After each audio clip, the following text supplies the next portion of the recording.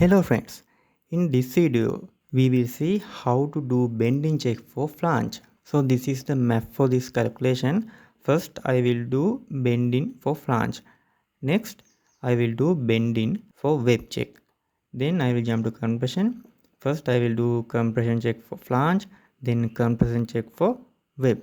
Okay, we will see how we do bending check for flange. Before we start our calculation, we have to download Eurocode 3 Design of Steel Structures PDF.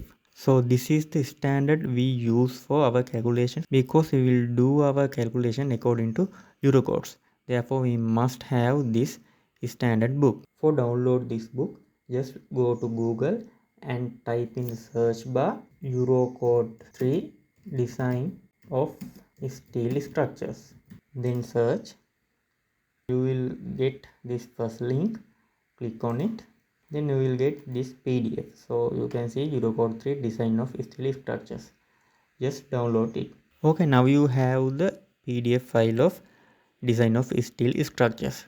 Then you have to turn to page 43. In page 43 you will find this table 5.2 sheet 2. So here you can see outstand flanges, and there you can see parts subjected to compression. So we are going to check bending for flange. Why I didn't use other column? Here you can see it says parts subjected to bending and compression. Here's the thing, compression is one thing and bending and compression is another thing. Therefore there are no column for bending check. The way we do is we use parts subjected to compression column for this bending check for flange. As I said before, we are going to use this column for our calculation. So you can see we use this column for both compression check and bending check. Now I am going to explain how we do this calculation. We use this column now. So you can see here there is a column for class. First we check this condition. If this condition is okay, we can move forward. If this condition is not okay, we have to jump to second row, which is class 2 row. Then we will check this condition as well.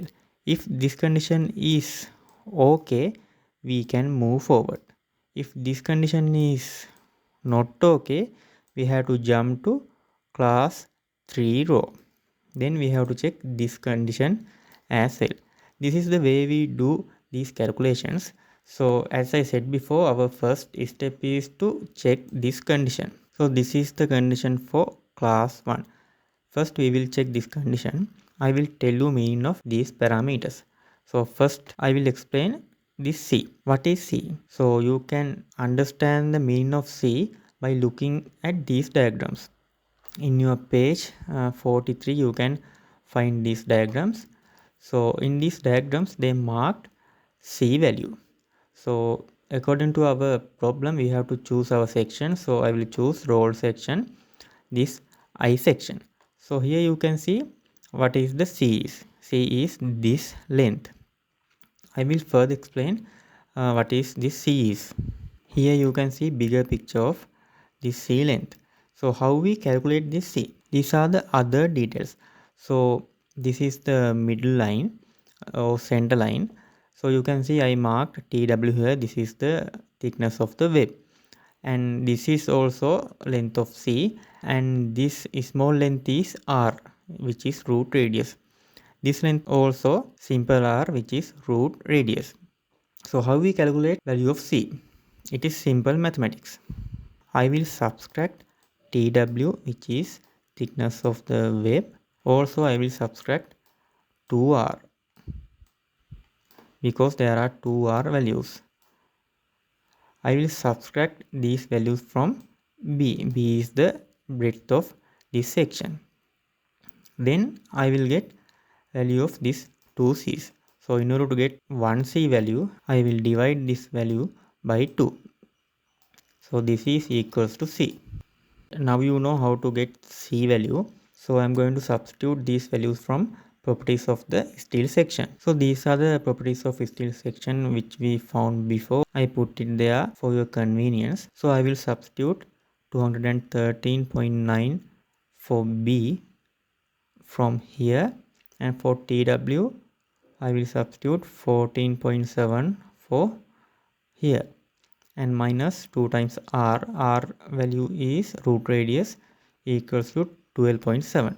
So once I simplify it, I can get C equals 86.9 millimeters. Now we have to find value of this simple t. You can find the meaning of simple t from these images. So here you can see they marked simple t as the thickness of the flange.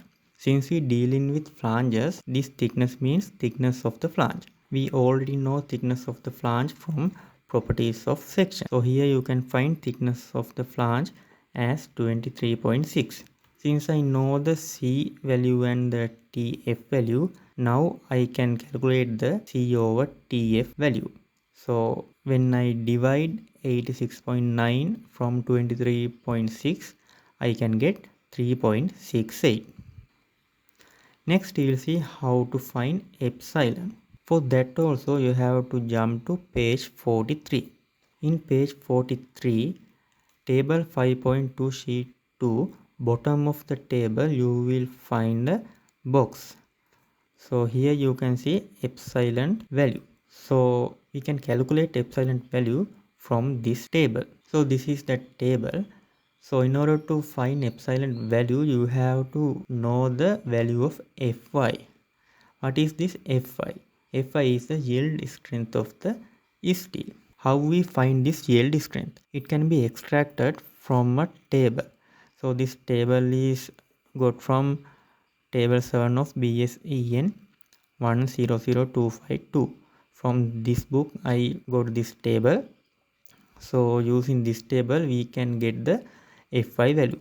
Here you can see three conditions: thickness up to 16 millimeters, thickness over 16 millimeters and up to 40 millimeters, thickness over 40 millimeters and up to 63 millimeters.